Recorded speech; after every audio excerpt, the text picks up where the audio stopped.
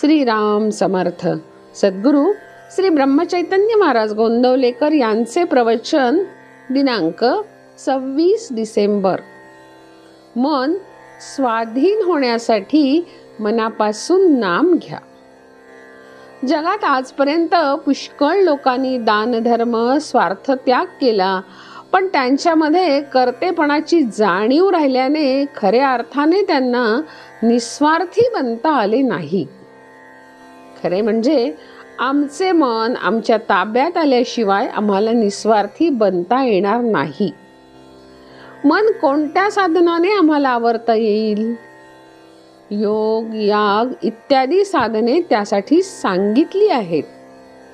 पण ही साधने या काळात आम्हाला करता येण्यासारखी आहेत का? या साधनासाठी लागणारी काळाची अनुकूलता आपण राहतो त्या परिस्थितीत आपल्याजवळ खास नाही.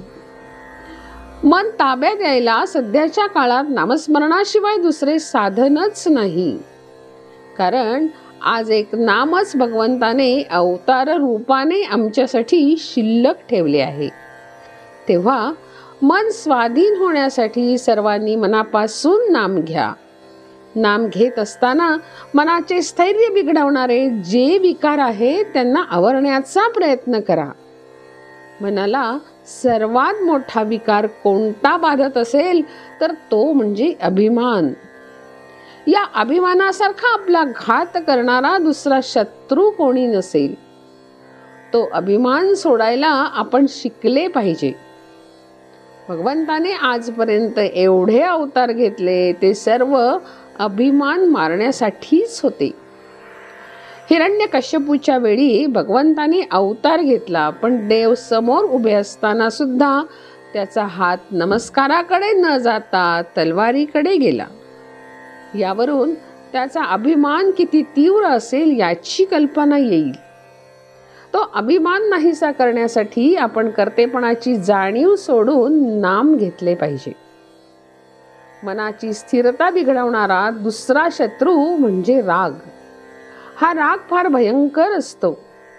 मोठमोठ्या तपस्वी लोकांची तपश्चर्या याने धुळीस मिळविली आहे. हा राग आवरण्यासाठी आपल्याला राग कशामुळे येतो हे नीट समजून घेतले पाहिजे. व्यवहारात आपल्याला नीतीची बंधने घालून दिली आहेत, ती सर्व आपण पाळली पाहिजेत. नीतीच्या बंधनात राहणाऱ्या माणसाचे विकार आपोआप आवरले जातील. ही बंधने कशासाठी घातली आहेत याचे मर्म समजून घेऊन वागले तर राग आवरता येईल.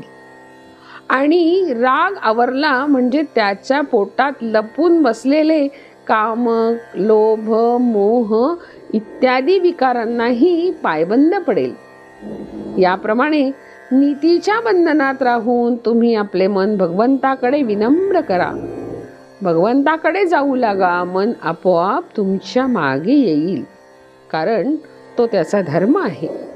भगवंताला विसरू नका. तुमचे मन तुम्हाला आपण होऊन सहाय्य करील याची खात्री बाळगा. नाम सुरुंगाप्रमाणे आहे. विकाररूपी मोठाले खडक ते फोडून टाकते. जानकी जीवन स्मरण. जय जय राम.